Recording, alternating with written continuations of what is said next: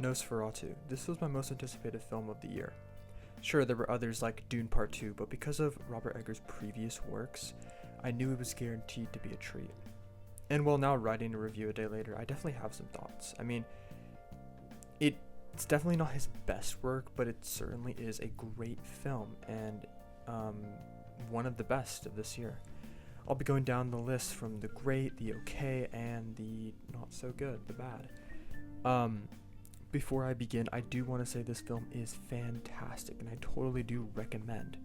I just want to give my thoughts on it. Oh, and this is spoiler free, by the way.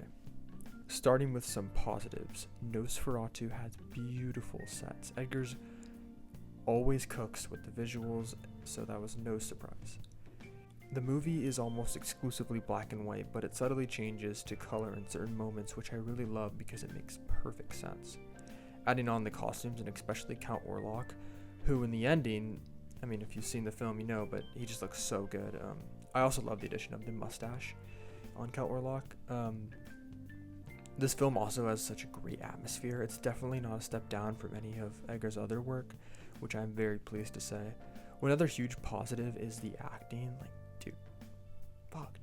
The cast was stacked. I gotta say, Lily Rose Depp and Bill Skarsgård are so incredible. You also had William Dafoe, which I feel like is in every Eggers work, and he always plays the same guy, just like a crazy mad dude, but he was great here once again.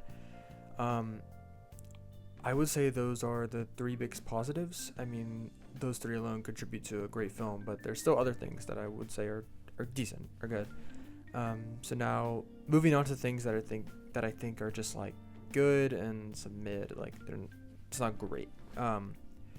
The story. I mean, I know a lot of people were excited for a Nosferatu remake, I included, but it really was just the story of Dracula, and who doesn't know the story? I don't know. I found everything super predictable. Even stuff I didn't remember about the story, I would just predict it and it would happen. It's simple. I liked it, but I didn't love it, you know? However, the score is the definition of mid. I can't remember a single track that was actually great.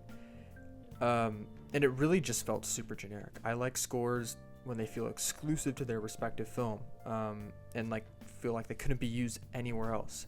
For example, Interstellar and Her, two amazing films. Once again, it wasn't bad, but it definitely wasn't good. Mid. Now ending with the bad.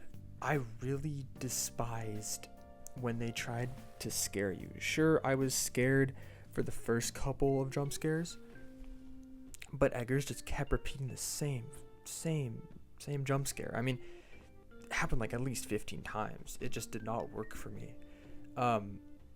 It may not be a huge complaint for most people, but I mean, for me personally, I don't know. I feel like it's supposed to be a horror film.